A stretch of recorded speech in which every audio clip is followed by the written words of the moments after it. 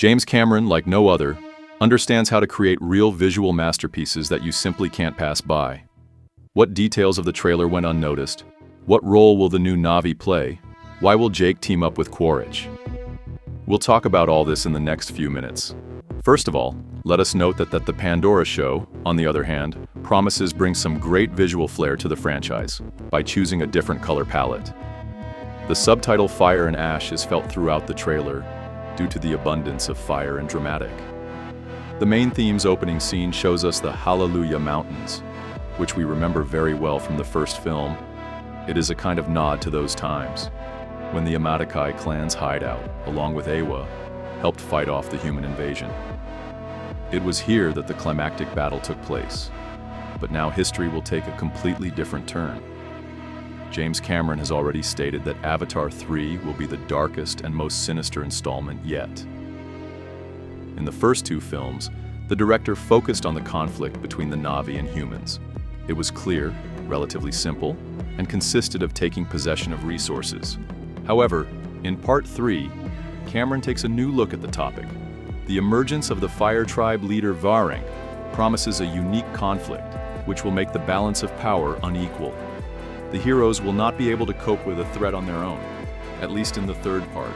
This is also supported by the footage of Jake being captured and led away like a criminal. But we'll come back to this later. First, let's discuss the new Na'vi. Members of the Monk Kwan clan, also known as the Ash People, will become new antagonists of the franchise, although they, being representatives of Na'vi, lead an unusual way of life. They are largely detached from Pandora. This is evident in the scenes with their place of residence, which is covered with ash, and nature has not recovered there. Their home was destroyed by a volcanic eruption.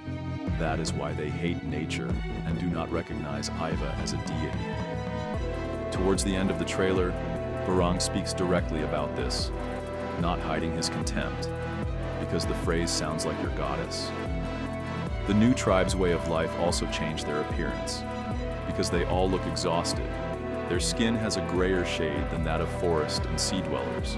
What else catches the eye is their clothing and coloring, which has bright red shades. This character design references the brutal survival culture of this habitat. It is also known that in order to become a member of the Manka Guan clan, need to kill another Na'vi. Quaritch shouldn't have any problems with this because we see how he came to the Ash tribe to become a part of it. A little later in one of the scenes you can also discern red paint applied to his body during his fight with Jake. Thus Quaritch will become a full-fledged member of the Ash clan, to lead them with him against Sally. It seems that this alliance of antagonists will succeed, because in a short scene you can see Medcane's houses burning. Jake is running through his tribe at this point to stop the bloodshed. Opposite stands a Warang with the Ash tribe, and next to her is Quaritch with armored vehicles behind him. Perhaps Jake would voluntarily surrender, given the circumstances, to prevent battle. The only question that arises is why war is needed Varang, why she agreed to go against Sally and the other Na'vi. On the one hand, this can be explained by Quaritch's desire. He became a full member of the clan, so he has the right to vote. The leader could listen to him and punish the offenders of her new tribesmen. On the other hand, such an alliance could be beneficial to the Na'vi Ash. In one scene, we see Varang happily using a flamethrower. Quaritch offered her a weapon to further control the fire. Actually uses flame in battle constantly. In one of the shots, Varang is literally holding it on his fingertips. However, during the fight scenes, Manquan only uses a bow and flaming arrows, because it is impossible to tame fire completely. In this light, the flamethrower gives control over the flame, and may become the reason for cooperation with Quaritch.